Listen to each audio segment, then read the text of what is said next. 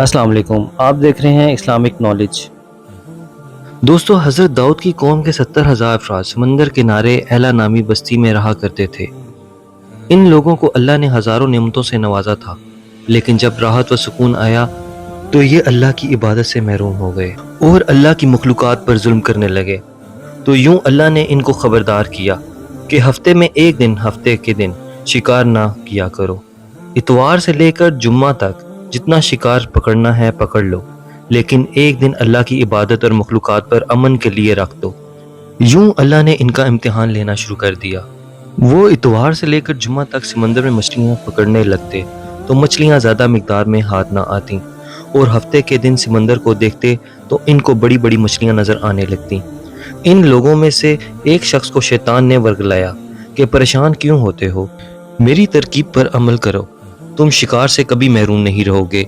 تو پھر شیطان کی باتوں میں آ کر اس شخص نے ہفتے والے دن سمندر میں کانٹا لگا کے ڈال دیا تاکہ کوئی مچھلی ہاتھ آئے۔ تو شیطان نے اس شخص کو کہا کہ اب تم اس مچھلی کو اگلے دن یعنی اتوار والے دن نکالنا، اس طرح تمہارے لیے اللہ کا حکم بھی قائم رہے گا اور تمہارا شکار بھی ہو جائے گا۔ اس طرح شیطان کے بتائے ہوئے طریقے سے ہفتے کے دن مچھلی پھنسی رہی اور اس نے اتوار کو نکالی اور خوشی سے کھائی۔ جب اس کے ارد گرد کے لوگوں نے اس کو اس طرح کرتے دیکھا تو اس سے پوچھنے لگے کہ یہ تم ہفتے کے دن کیوں شکار کر رہے ہو، اور وہ لوگوں کے پوچھنے پر ان کو بھی شیطان کی بتائی ہوئی ترکیب بتانے لگا۔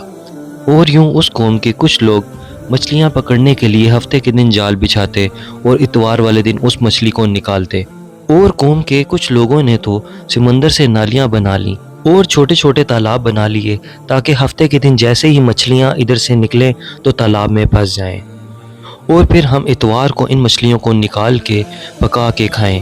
اس گاؤں میں اللہ کے کچھ خاص بندے بھی موجود تھے جو ان لوگوں کو دیکھ کر کہنے لگے کہ اے لوگو، اللہ تعالیٰ نے ہفتے کے دن شکار کرنے سے منع فرمایا ہے۔ یہ جو تم جال بچھاتے ہو اور چھوٹے چھوٹے تالاب بناتے ہو، اگر اس میں ہفتے کو مچھلی پھنستی ہے تو یہ شکار ہفتے کا گنا جائے گا۔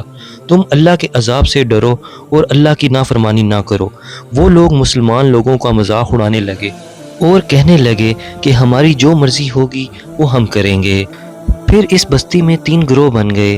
ان 70,000 لوگوں میں کچھ لوگ وہ تھے جو نافرمان لوگوں کی بار بار اصلاح کرتے تھے، دوسرے وہ لوگ تھے جو ان سے نفرت کرتے تھے اور خاموشی اختیار کیے ہوئے تھے، اور تیسرے وہ لوگ تھے جو گمراہ ہو کر اللہ کی نافرمانی کر رہے تھے۔ تو اس بستی کے نیک لوگوں نے بستی کے درمیان میں ہی ایک دیوار کھڑی کر دی اور کہنے لگے کہ جو لوگ اللہ کے نافرمان ہیں وہ دیوار کی ایک طرف ہو جائیں، اور جو لوگ اللہ کے حکم ماننے والے ہیں وہ دیوار کی دوسری طرف ہو جائیں۔ وہ صالح لوگ بار بار ان سے کہتے رہے کہ اے لوگو، اللہ سے ڈرو اور اس کی نافرمانی نہ کرو۔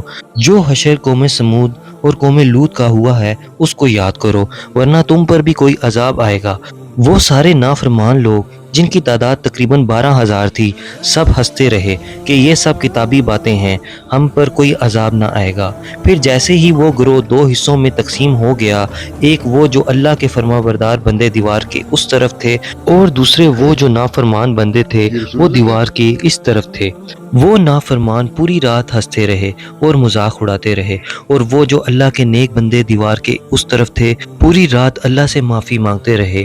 پس جیسے ہی صبح ہوئی وہ نیک صالح لوگ اٹھے، انہوں نے محسوس کیا کہ دیوار کے اس طرف سے کسی کی آواز نہیں آ رہی۔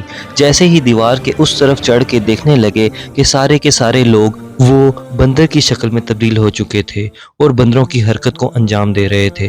وہ جو صالح لوگ دیوار سے ان بندروں کو دیکھنے لگے، ان صالح لوگوں میں سے جو ان کے رشتہ دار تھے، انہوں نے ان بندروں کے کپڑوں سے اپنے اپنے رشتہ داروں کو پہچانا اور چیخ چیخ کر رونے لگے اور اللہ سے معافی مانگنے لگے۔ لیکن اللہ کا عذاب جب آتا ہے تو وہ ہو کے رہتا ہے۔ وہ 12,000 لوگ جو بندر بن چکے تھے کچھ بھی کھا پی نہیں سک رہے تھے، اور یوں 3 دن بعد وہ اس عذاب میں آ کر تباہ ہو گئے۔ دوستو، بے شک اللہ ان لوگوں کو پسند نہیں کرتا جو اللہ کی نافرمانی کرتے ہیں۔ ہم سب دعا کرتے ہیں کہ اے اللہ، ہم سب کو اپنا فرما بردار بندہ بنا اور ہم کو ویسا بنا جیسا تو ہم کو دیکھنا چاہتا ہے۔ آمین ثم آمین۔ دوستو، امید کرتا ہوں کہ آپ کو ویڈیو پسند آئی ہوگی۔ نیکسٹ ویڈیو کے ساتھ بہت جلد حاضر ہوں گا، تب تک کے لیے اللہ حافظ۔